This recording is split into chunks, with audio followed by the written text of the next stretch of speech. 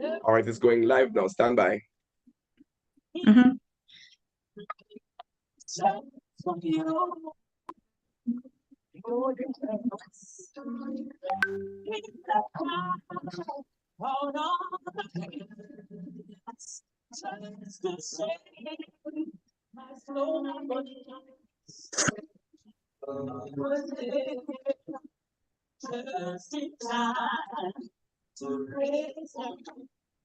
You're tuned to NRP Radio. The time is now 6:38, and on a Saturday, it's not normal. But today we are normalizing that activity for you inside the Weekend's Gospel Show. We are going to be doing something a little bit different this weekend, and we're going to be presenting the news to you at this time. Stay with us.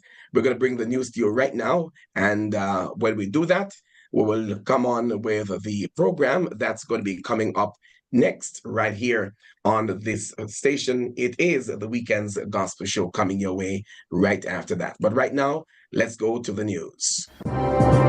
Good evening and welcome. Stand by for that. Stand by for that. Let's do the theme, and we will take the news right after this. Stand by.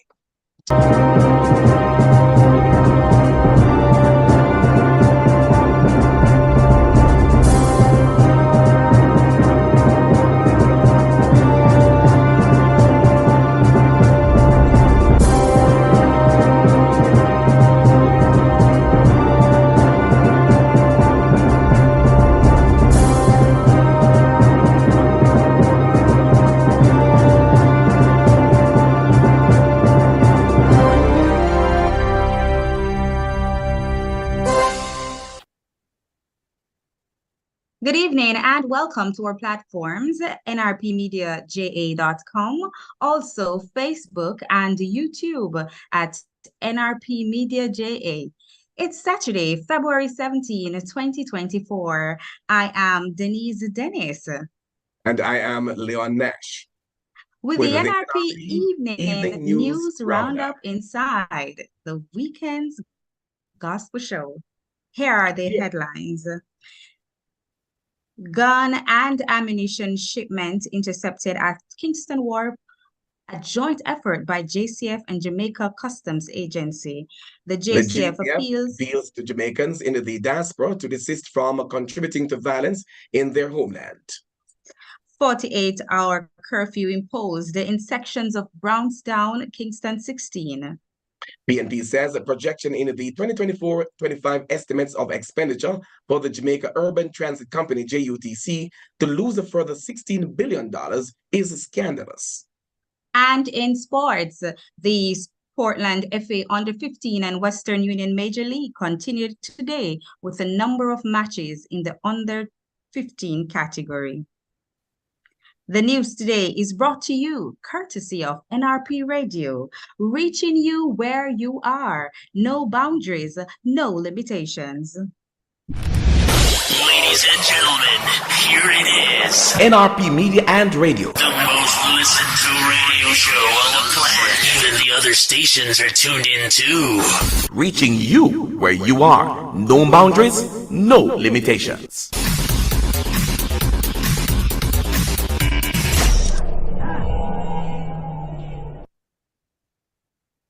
And now the news in details. Let's hand over to Dennis.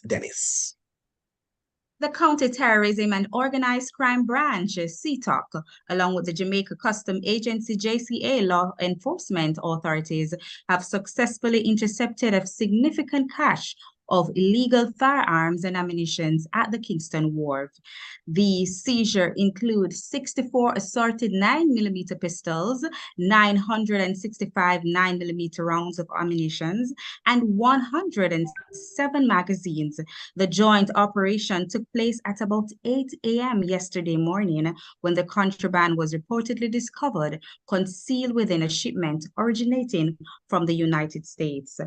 2 individuals have been taken into custody as a result of the operation, marking a significant stride in the relentless effort of Jamaican law enforcement agencies to combat illegal firearm trafficking. Deputy Commissioner of Police Fitz Bailey, in responding to find, emphasized the importance of collaboration and interdependence among law enforcement agencies and what can be achieved.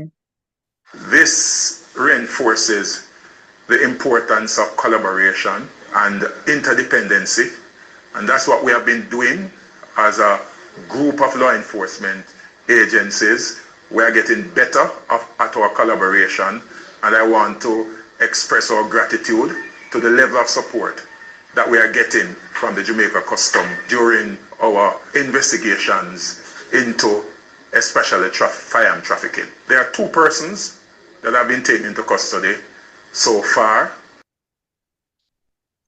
And DCP Bailey says the successful joint operation underscores the commitment of the Jamaica Constabulary Force and the Jamaica Customs Agency to maintaining the safety and security of the nation. He further informed that with the guns identified as originating from the United States, investigations into the exact location of the illicit firearms are underway as authorities continues their effort to combat transnational crime. Meanwhile, DCP is appealing to Jamaicans in the diaspora to desist from contributing to violence in their homeland through the trafficking of weapons. I want to say that the firearms actually came from the United States of America. And oftentimes we hear about the problem of violence, especially gun violence and murder in Jamaica. And I want to make an appeal to the Jamaican citizens who actually are creating the significant problem that we have in Jamaica. They are the ones who are sending the firearm, and I am appealing to the diaspora to sort of engage the citizens and encourage them to desist from this type of destructive activity that is actually preventing them from coming to Jamaica to enjoy the paradise that we have. Deputy Commissioner of Police in charge of crime, Fitz Bailey. A 48-hour curfew has been imposed in sections of Brownstown, Kingston 16. The curfew began at 6 p.m. yesterday, Friday, February 16, and will remain in effect until 6 a.m. That should be 6 p.m. tomorrow, Sunday, February 18th. The boundaries of the curfew are north along Cumberland Avenue and Lincoln Avenue from Upper Elliston Road to North Avenue, east along North Avenue from Cumberland Avenue to West Avenue, south along Windward Road from West Avenue to Upper Elliston Road, west along Upper Elliston Road from Windward Road to Cumberland Avenue.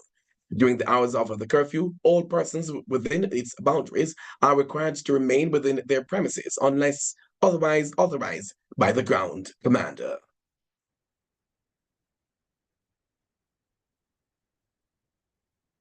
Denise?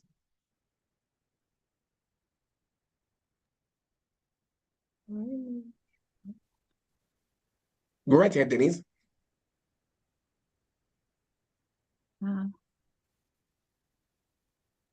All right, we're having some challenges there with Denise. We'll continue. She will pick up with the other news item. 19-year-old Philip Sterling of Meggie Top, Salt Spring, St. James, was arrested and charged following a shooting along the Salt Spring Main Road on Sunday, January 21. Reports are that about 7:50 p.m., a man was driving his motor vehicle when Sterling allegedly emerged from behind the wall and opened fire at the vehicle. The driver of the vehicle escaped injuries and reported the incident to the police. An investigation was launched and Sterling was arrested and subsequently charged with shooting with intent, possession of a prohibited weapon, using a firearm to commit a felony, and possession of a firearm with intent to injure. His court date is being finalized.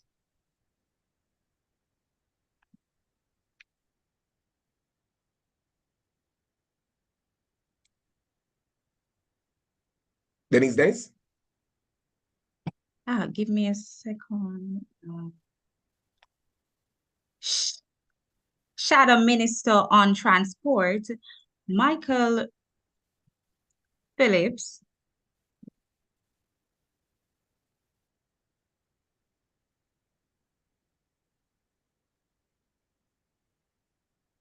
All right, so the technology not working as we would. Right. So let's take that story, and definitely we're doing the news together this evening. So Denise will catch up with me as we continue. So I'm going to take the story. Shadow Minister on Transport, Michael Phillips, says the projection in the 2024-2025 estimates of expenditure for the Jamaica Urban Transit Company (JUTC) to lose a further $16 billion is scandalous, taking its losses to $26 billion in 2 years. In a statement today, the Shadow Minister said urgent action is now needed, which could not await the passing of the new budget. He said the Auditor General should immediately conduct a detailed forensic management and performance audit of the company, which has lost in excess of $50 billion since 2016. He said that with the level of resources being pumped into the company, the KMTR ought to have a better public transport system instead of the 2-hour waiting times, no buses assigned on some routes, dirty units, and persistent mechanical breakdowns during service hours. Mr. Phillips said the fewer buses available to commuters, the more taxpayers have to find to prop up an obviously failing institution suffering from a lack of modern transport policies and an absence of effective management. He said the recent fare reduction, which benefits just over 100,000 rides per day, has not assisted in boosting ridership, but is breaking the back of the company. The Shadow Minister called on the Minister of Transport, Darren Vaz, to take a fresh look at the company's operations, as it is unfair to ask all taxpayers to pay a $16 billion worth of subsidy for a service that has deteriorated so much in operations, maintenance, and fare collections system that is now uncertain whether adding new units alone will cure the problem and benefiting commuters. Mr. Phillips said the company has deteriorated so much in operations that it is now needed. What is now needed is a comprehensive surgical intervention. Denise? I'm having some technical difficulties. All right, let's take a little pause and let's do a pause and come right back with the news right here on NRP Radio, reaching you where you are, no boundaries, no limitations. Let's take that break now and come back. We're going to give you the one of our sponsors, and we'll come right back. Hepburn's Glass Supplies is the latest trend-setting supplier of glass and mirrors in the industry. We specialize in tinted and clear glasses, as well as mirrors for all your windows, doors, and closets at very competitive prices. To maximize your shopping experience, we stock 316 and 1/8 mirror thickness and 316 and quarter thickness in our entire stock of float glasses. We have in stock gloves, cutters, and suction cups at unbeatable prices. Our customer service is second to none, with same-day cutting for your specific measurements. Visit our office at 13 Chisholm Avenue, Kingston 13. Call us at 908-0962 or email hepburn.glass@gmail.com. Hepburn's Glass, quality service is our priority. I'm trying to download it in Word. But it's... I'm here. You need to cover your mic. It's new.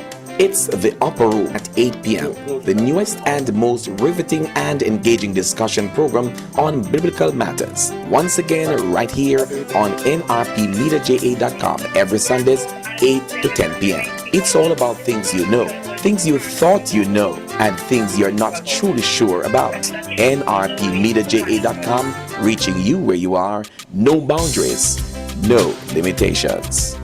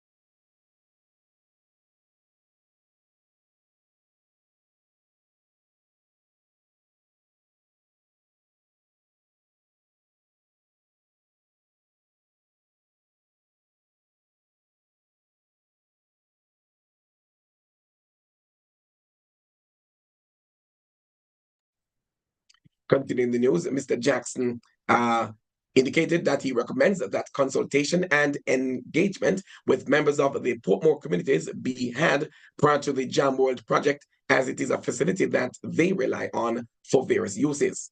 According to him, it is not advisable to characteristically foist independently made plans on the communities. This, he said, would not allow for community ownership of the facility or engender a sense of ownership and willingness of the community to preserve and protect this national facility. The deputy opposition spokesman, for his part, said that for the fellowship division, that should be, let me read it again.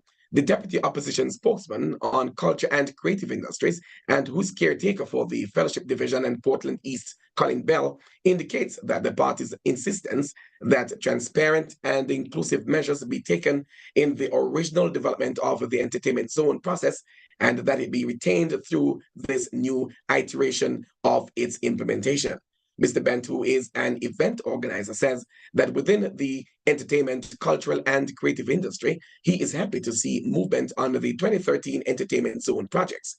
In the 2021, 2022, and 2022-2023 sectoral debates, the plans to adopt the entertainment zone concept were announced with a repeated announcement in November 2023. According to Mr. Bell, should this re-announcement be actualized, along with plans for designated entertainment zones in Independence Park and Trelawney Stadium, the Port Royal Entertainment Zone, including Fort Rocky and Fort Charles, as well as a Civil Heritage Park announcement in 2021, this will be an important step in addressing the need for safe and vibrant spaces for artists, performers, and the public to produce and deliver, consume, and enjoy entertainment products and services in a convenient space, conceptualized across administrations. The PNP says it remains committed to the decentralization of efforts that will provide inclusive and accessible recreational and income generation opportunities for communities island-wide. Denise? You're listening to news on NRP Radio, your primary Christian source for news, sports, and the weather on nrpmedia.com. Ladies and gentlemen, here it is. NRP Media and Radio. The most listened to radio show on the planet. Even the other stations are tuned in too. Reaching you where you are. No boundaries, no limitations.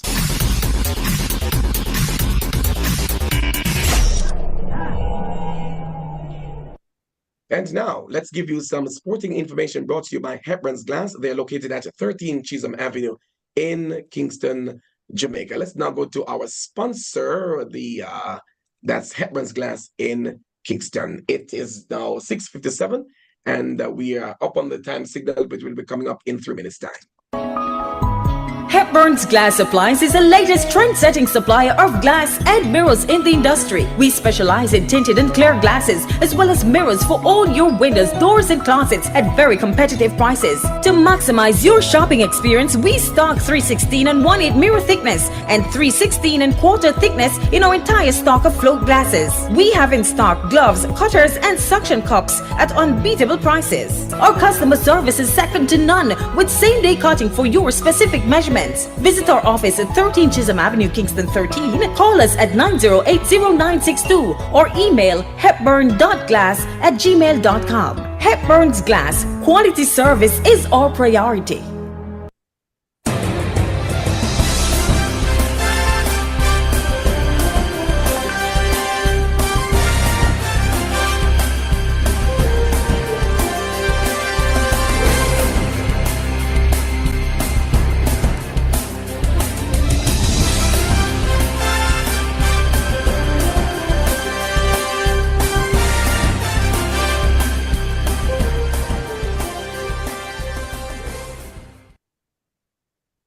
And now for sports, let's join Leon Nash.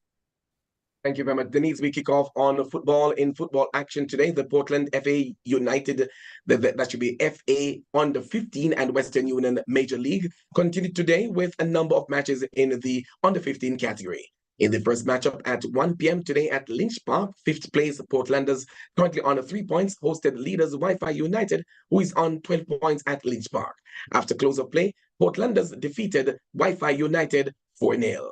At 3 p.m., third place Rio United on 3 points, hosted the second place Progressive FC on 9 points at Carter Park. That match ended with Progressive FC silencing Rio United 3-0 in the curtain raiser at Carter Park. Wi-Fi now has 15 points to Progressive 12.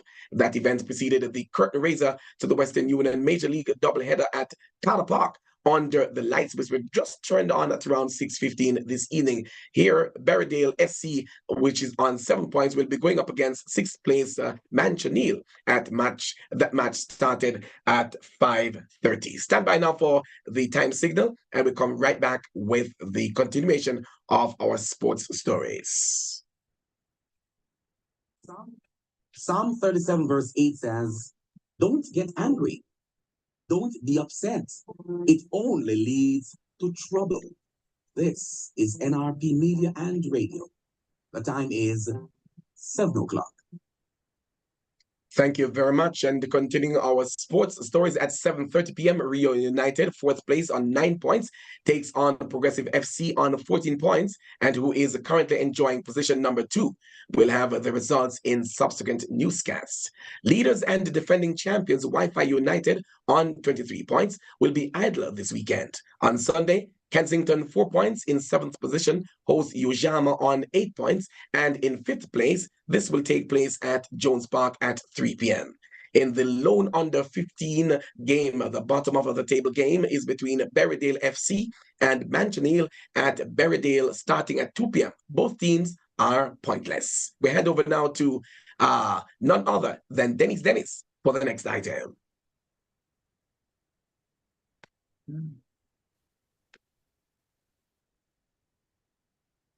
Pick up for me, Liam.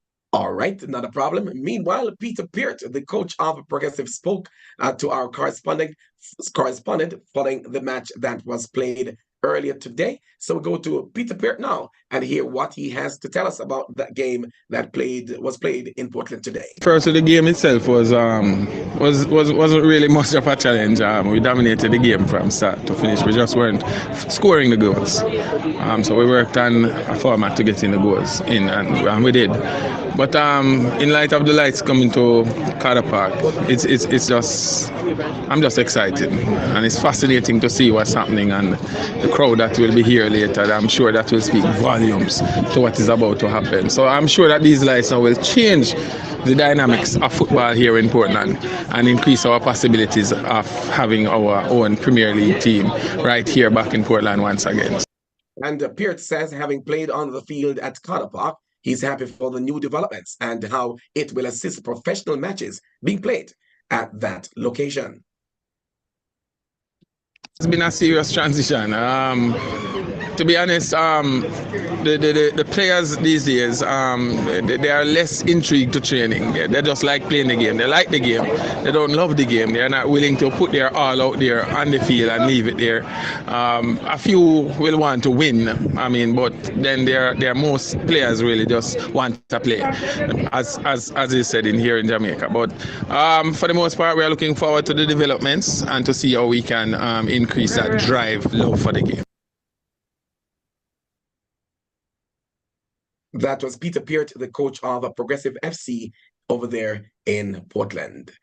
Still on football? Still on football.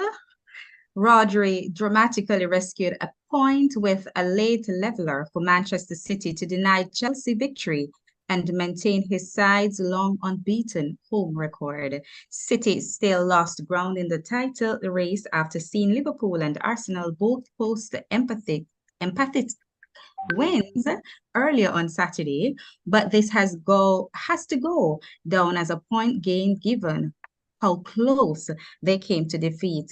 Raheem Sterling gave Chelsea the lead against his old team just before halftime, finishing off a brilliant counter-attack by meeting Nicholas Jackson's cross, cutting inside Kyle Walker and curling is shot home. The visitors looked threatening on the break all game, with Jackson's earlier spurning an event better chance from Malo Gusta cross when a heavy touch allowed Anderson to smother his shot, and City's keeper also denied Sterling a second form from point-blank range. City were racking up the chances too, but seems unable to take any of them or even seriously test Chelsea goalkeeper Dodry Petrovic, despite piling on the pressure in the second half. Erling Haaland was the main culprit, with his worst miss coming when he somehow headed wide from a delicious Kevin De Bruyne cross. The defending champions were facing their first home league defeating since November 2022 until Rodri struck with 7 minutes to go.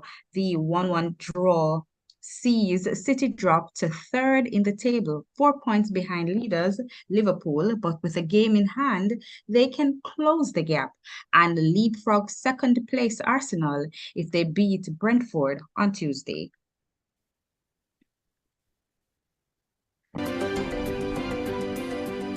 All right, and thank you so much for that. And that's sports to the moment. We still have another item on cricket. Beg your pardon. Former South Africa all-rounder Mike Proctor has died at age 77. His family have said. Proctor played 7 tests for South Africa before they were banned from international cricket in 1970 because of the country's apartheid government. He spent 14 seasons with Gloucestershire and later coached South Africa on their international return. His wife, Myrna, or that should be Marina, told South African website News 24 he had suffered complications during surgery. Gloucestershire said the club's flag would be lowered to half-mast until the start of the country's championship season on April 5. Former teammate David Graveney said Mike was a fantastic player and quite rightly regarded as one of the best all-rounders that has ever represented Gloucestershire.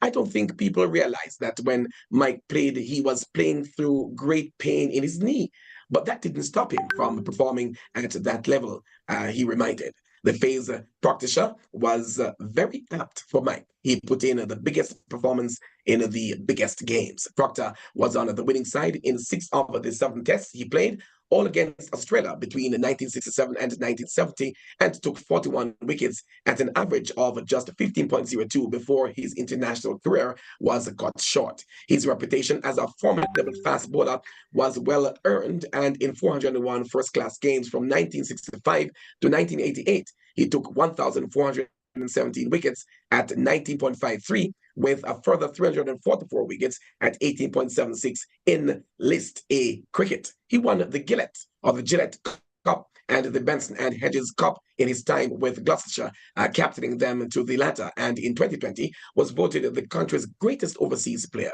Proctor was a Proteas coach from 1991 to 1994, and he led the side to the semi-finals of the 1992 World Cup. He later became an International Cricket Council match referee. Thank you, Leon. And that's sports in our weekend news roundup, brought to you by Hepburn's Glass, located at 13 Chisholm Avenue in Kingston.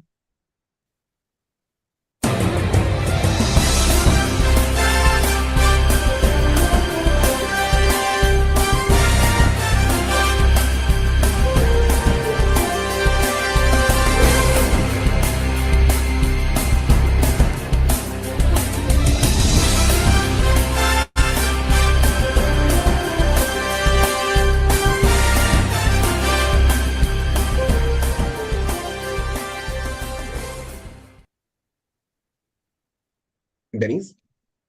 We promise to bring you a good news story as often as we can. If you know of or are aware of any event or person whose good story we should highlight, please send this information to our email address at nationalreligiousmedia@gmail.com or call or WhatsApp 876-336-9928. That's the local news and sports. Stand by now for the latest international news, courtesy of the Voice of America.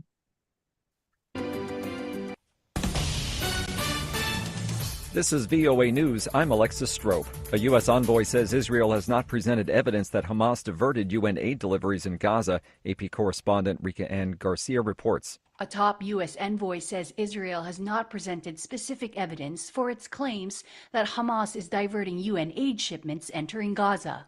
The envoy adds that Israel's recent killings of Gaza police commanders who escort truck convoys have made it impossible to safely distribute goods. Even before the latest setback, the U.S. has said that the aid reaching Gaza is just not enough.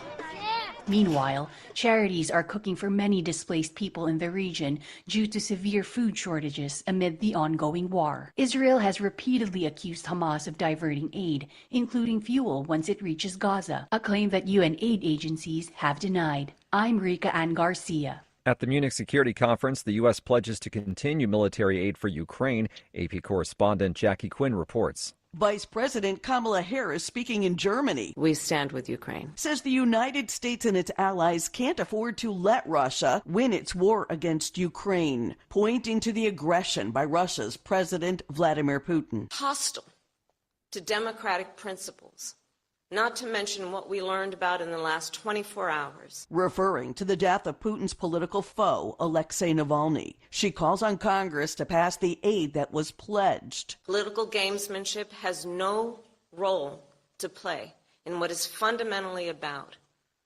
the significance of standing with an ally. While President Volodymyr Zelensky told reporters he doesn't feel betrayed by the U.S. because he's confident the aid is coming. I'm Jackie Quinn. For additional stories, visit voanews.com. This is VOA News.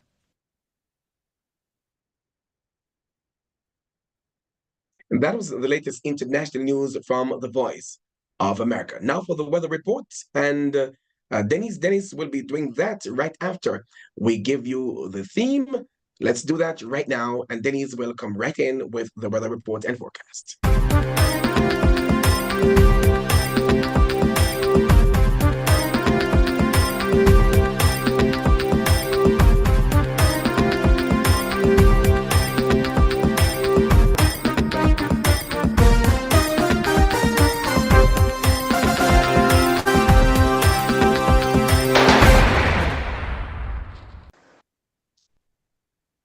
And the 24-hour forecast tonight, fair. Tomorrow morning and afternoon, mainly sunny, windy, especially across southern parishes. In the 3-day forecast, after tomorrow, Monday, partly cloudy, morning, isolated late afternoon showers and thunderstorms across western parishes. Nighttime showers and thunderstorms are also likely. Tuesday, cloudy with showers and thunderstorms across most parishes. Cool. Wednesday, morning showers across north, central, and eastern parishes. Partly cloudy. Afternoon, cool. Other current regional weather features: a cold front across the northern Gulf of Mexico. Minimum temperature expected for Kingston tonight, 24 degrees Celsius. Minimum temperature expected for Montego Bay tonight, 23 degrees Celsius. That is the latest weather report and forecast on NRP Radio. With that, we have come to the end of our news presentation. Go right ahead, Denise. Before we go, here are the headlines once again. Gun and ammunition shipment intercepted at Kingston Wharf, a joint effort by JCF and Jamaica Customs Agency. The JCF appeals to Jamaicans in the diaspora to desist from contributing to violence in their homeland. 48-hour curfew imposed in sections of Brownstown, Kingston 16. PNP says projections in the 2024-2025 estimates of expenditure for the Jamaica Urban Transit Company, JUTC, to lose a further $16 billion is scandalous. And in sport, the Portland FA Under-15 and Western Union Major League continued today with a number of matches in the Under-15 category. The full Half an hour package of news in this weekend's presentation came to you courtesy of NRP Radio, reaching you where you are, no boundaries, no limitations. Hi, I'm Genevieve. And I'm Kalisha. And we are the Christo Praises. You're listening to NRP Media and Radio. Reaching you where you are. No boundaries, no limitations. Denise? Here is your invitation to join us again on Monday morning at 6:30 for NP Break of Day newscast. On behalf of the entire news and production team, I am Denise. And I am Leon Nash. For NRP News, we encourage you to join this growing medium by subscribing to our YouTube channel at NRP Media JA. Feel fulfilled and informed. Have a good rest of your evening. Reminding you too that if you walk, ride, or drive, make every effort to arrive alive. The Weekend's Gospel Show continues now with Leon Nash. Thank you very much, Denise.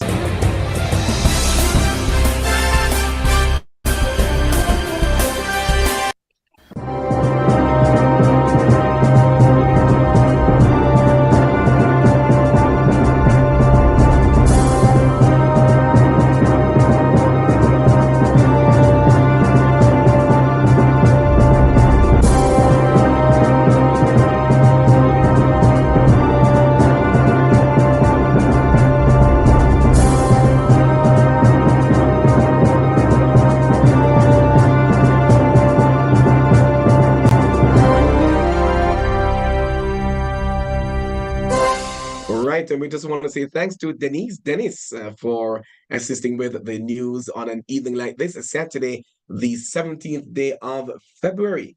And she got what I would call a real baptism, right, Denise?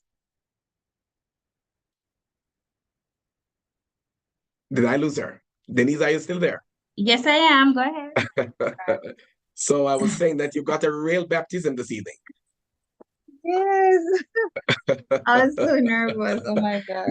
Now you can breathe. You're still on air. We're still on air. Okay. But I'm saying now you can breathe now, eh? Yes. All right. So what I'm gonna do, I'm gonna be starting my show right now, the Weekend's Gospel Show. I'm gonna give you gospel music very well. So I'm gonna ask you to give us your choice of music that you want me to play for you right now.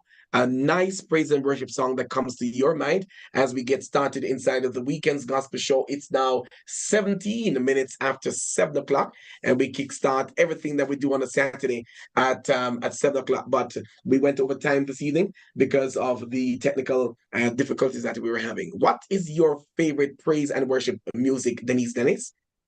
I like Give Myself Away. Give Myself Away. Wow, what a way. That sounds like you started off by doing that in the news, that you gave your voice to the people. And now you're saying, I give myself away. That's a song that you want us to get started with on an evening like this as we broadcast inside of the Weekend's Gospel Show on this year week. I'm just trying to, pull one off. So